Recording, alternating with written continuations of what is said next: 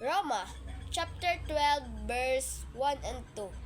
Ang Roma, chapter 12, verse 1 and 2 ay isang mahalagang bahagi ng sulat ni Pablo sa mga taga-Roma na nagbibigay ng malalim na pananaw sa kung paano mabuhay ang mga Kristiyano. Ang buhay na handog ay hindi isang pisikal na sakripisyo tulad ng mga handog sa lumang tipan.